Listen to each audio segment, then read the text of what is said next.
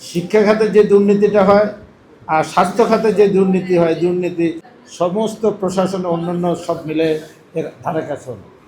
অতএব আমরা সর্বোচ্চ শিক্ষিত লোকেরাই শিক্ষা খাতে আছেন আর সর্বোচ্চ শিক্ষিতরাই ডাক্তারের পেশায় আছেন।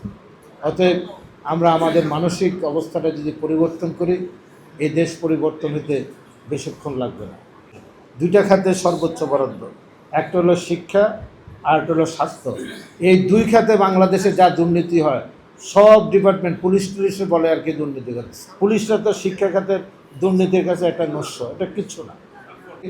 স্বাস্থ্য খাতে অনেক বরাদ্দ, 59,000 কোটি টাকা। এবার আপনাদের হসপিটালের যা যা প্রয়োজন এটা লিস্ট দেবেন।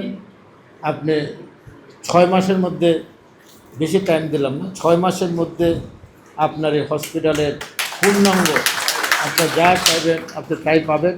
তবে সেবাটা, ওই যে আমি বললাম সিভিল সার্জন সাহেব এখানে আছেন, তত্ত্বাবধায়ক সাহেব, আপনারা ডাক্তাররা এই মানসিকতা পরিবর্তন করতে হবে। আপনার উপজেলায় আপনার পোস্টিং হলো, আপনি এখানে জয়েন করে অ্যাটাচমেন্ট দিয়ে ঢাকায় বসে প্র্যাকটিস করবেন, চিটাগাং বসে প্র্যাকটিস করবেন।